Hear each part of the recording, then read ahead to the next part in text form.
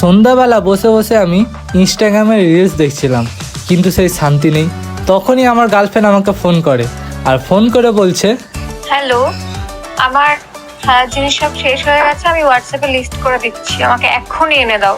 না মানে এইগুলো কি সহ্য করার জিনিস? কিন্তু কিছু করার নেই, ম্যাডামের যখন অর্ডার এসেছে তখন আমাকে আনতে যেতে হবে। আমি বললাম ঠিক আছে রাখো, আমি যাচ্ছি। আর তারপরে যেটা পড়েছিলাম ওটা পরে আমি বেরিয়ে গেলাম দোকানের উদ্দেশ্যে। আর কিছু দূর যাওয়ার পরে আমার চোখের সামনে পড়ে একটা দোকান। এটা হচ্ছে সৎকর্ণী সৎ বসলেন মাঠপাড়া গীতাঞ্জলি পার্কের একদম পুরো রিক্সা স্ট্যান্ডের পাশে। আর ওখানে গিয়ে ভাই সব কিছু আমি দেখলাম, দেখার পরে আই অ্যাম তো অবাক।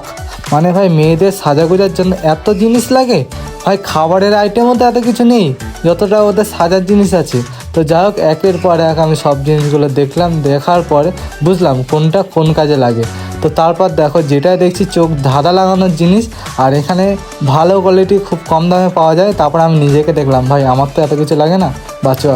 সেই জন্যই বলি এত টাইম কেন তাদের মেকআপ করতে লাগে। তো যাই হোক, আমাকে হোয়াটসঅ্যাপে যে লিস্টটা পাঠিয়ে দিয়েছিলো সেই লিস্ট হিসাবে সব কিছু নিয়ে আমি আবার বাড়ি রিটার্ন করি। তো ওখানে কিন্তু সব কিছু খুবই কম দামে আমি পেয়েছি।